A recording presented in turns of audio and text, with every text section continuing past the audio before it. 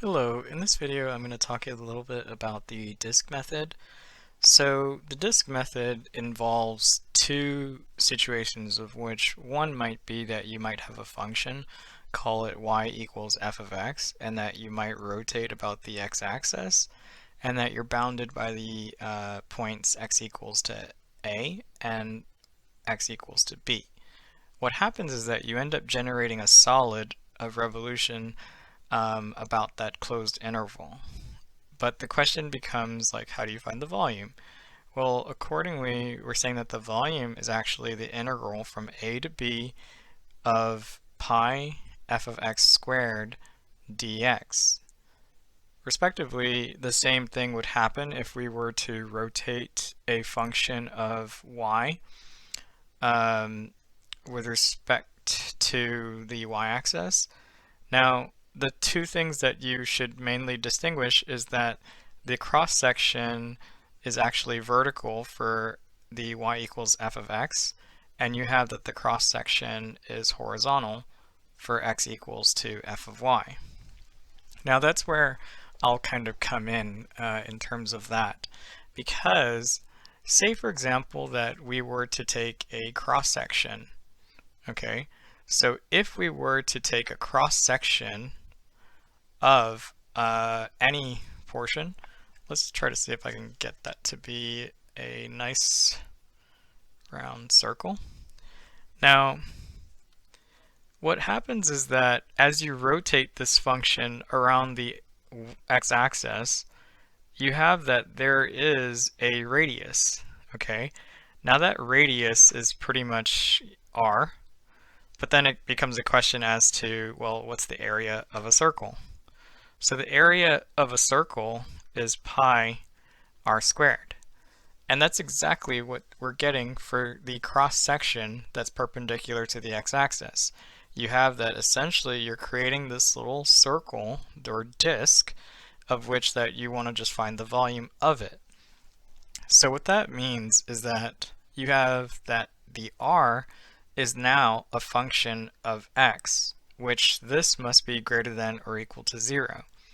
Okay, so what that means is that if we were to choose, let's say xk minus 1 to xk, the kth interval, and we were to look at the kth disk, well, in any case, that would tell us that the area of the kth disk, where let's choose a point xk star, lives inside of this subinterval, then that means that the area is going to be approximately equal to, okay, so we're going to say that that's going to be pi, but f of xk star, okay, now that's going to be squared though. So what this does is it just gives us the area of the kth disk. Now, because we're actually trying to find volume, we should tweak this a little. Well, if I was to add from k equals 1 to n of pi times f of xk star squared, yeah, so in this case, let's see. Yeah, this is just the kth disk. But actually, I guess if we want to tweak this, we could have probably said that, we can multiply this by the disk, the delta x.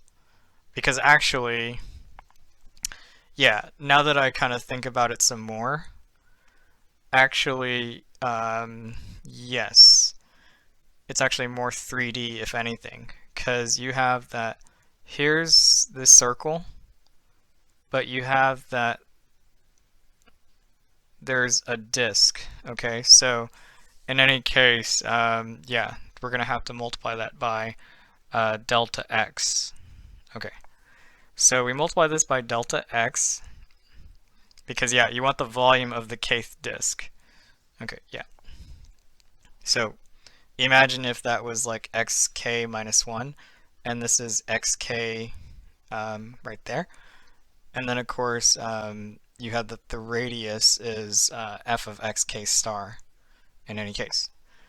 Okay, now what happens is that we take the limit as n tends to infinity. So if we take the limit as n tends to infinity of our series summation from k equals 1 to n of pi f of x k star times, squared times delta x, this is actually going to equal to the integral from a to b of pi f of x squared dx.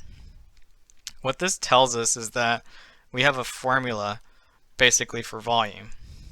So volume is equal to the integral from a to b of pi f of x squared dx.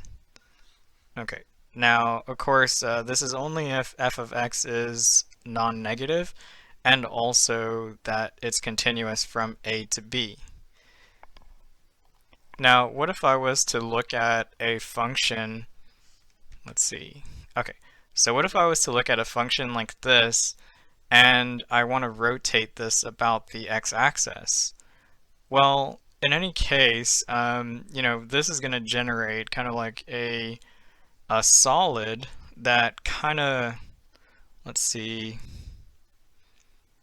one way that you could probably draw it is something like this, and then just give it like that, and then something like this. Okay, now here we just want to solve for the volume, right?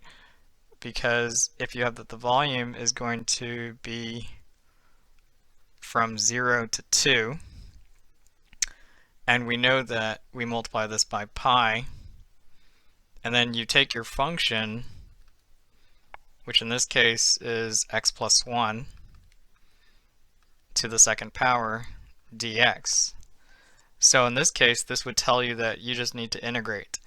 So one thing that I do like to do is I like to use u substitution, so like u equals x plus 1, so du equals dx.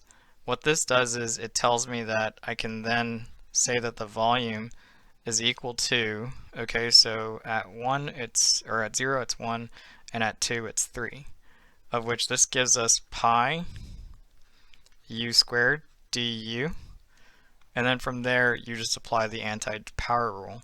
So that's going to be pi u cubed over 3, and then that's going to be 1 to 3, which this is going to give you 26 over 3, and that's going to be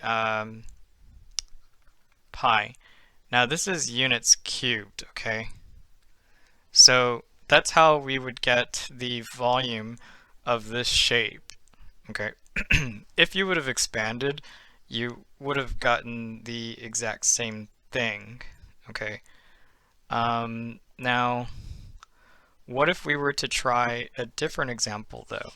So let's say that, we have that we want to find the volume of y equals square root of x, and that's going to be from 0 to 4. Okay, so here we just need to look at the region. Now the region, if we were to sketch it, okay, so the region, it looks something like this, right? Okay, so if we were going to say that it's from 0 to 4, then of course that means that the shape of it as we rotate it, so as we rotate it around our x-axis, then the shape of the graph is going to look something like this. And let's try to make it parabolic.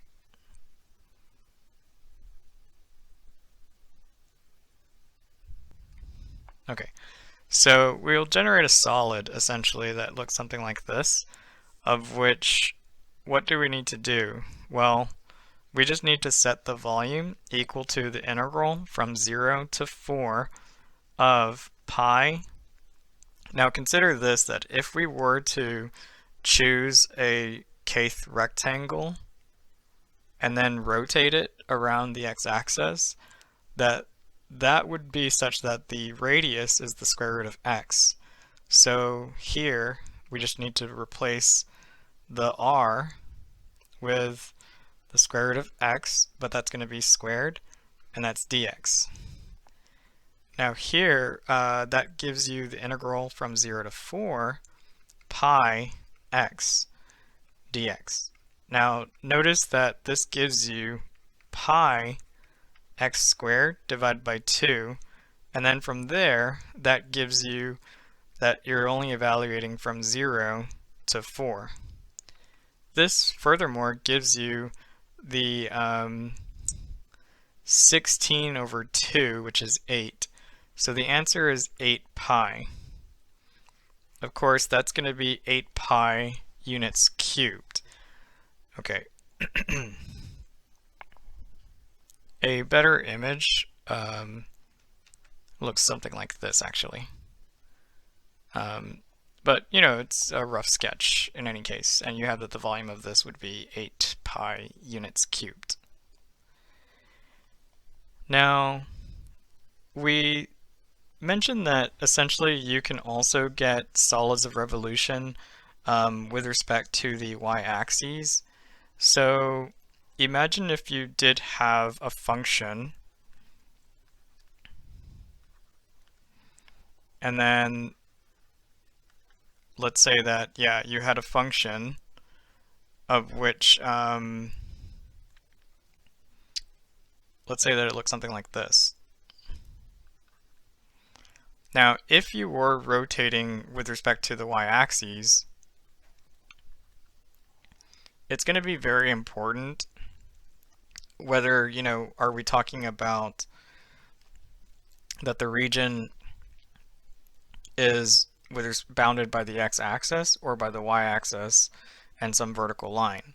So say, for example, that it was with respect to the y-axis and it's bounded by this line and then maybe by another line, which would then enclose it as a triangle. So what ends up happening, you end up with a cone. So you end up with a cone of which we have that there is, you know, a generic formula or a general formula for the volume of a cone. But in any case, we're just going to look at, you know, what if we just had the function and we go ahead and use the formula, okay?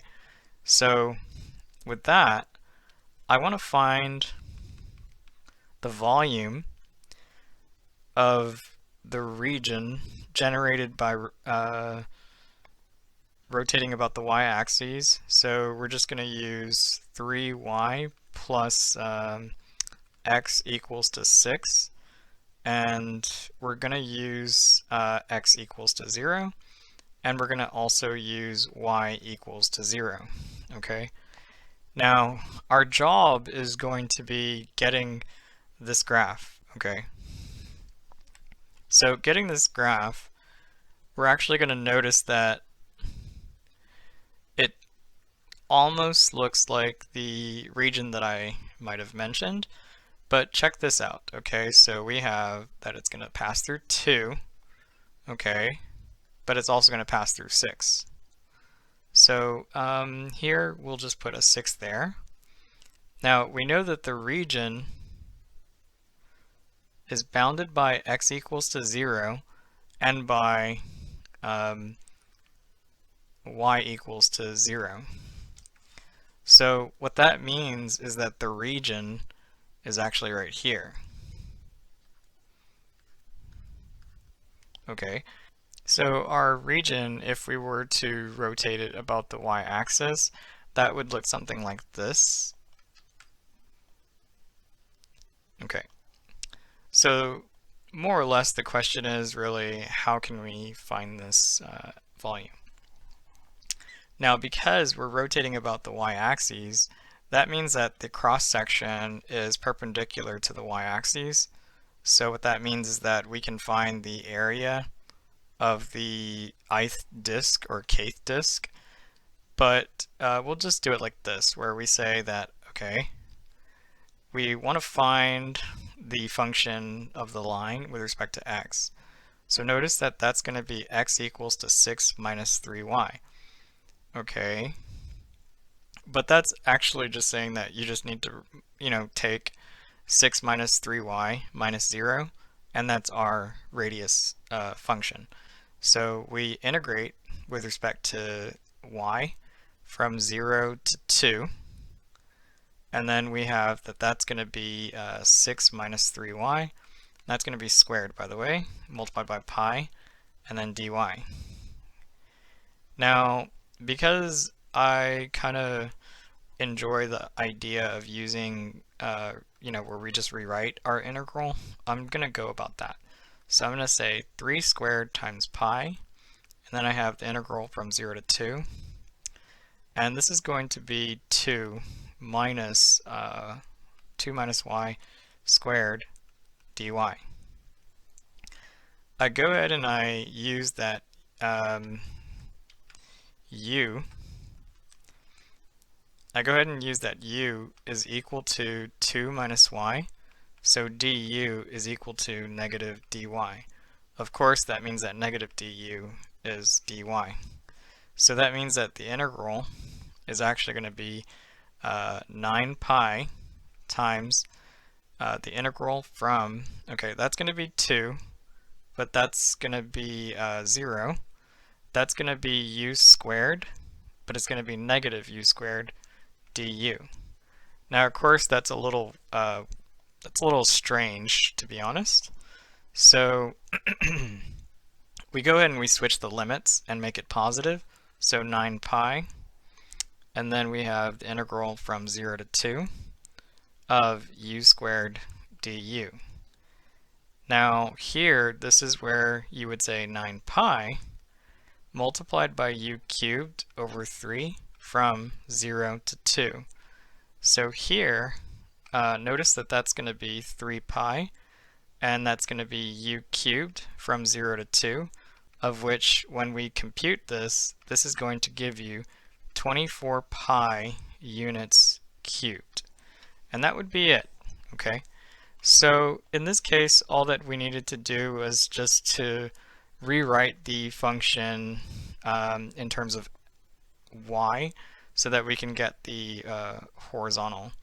Now, notice that if you would have probably used that the region was rotated about the x-axis, it would become a question as to, are the regions the same? Okay, and that would be something to look at, because notice that the region has that the radius is 2 and the height is 6, but that would be a cone, right, with a depth of 6. But the other way around, you have that it's a depth of 2 or a height of 2 with a radius of 6. And it might be interesting if you can actually plug that into the formula for how to find the volume of a cone and then see how the two compare.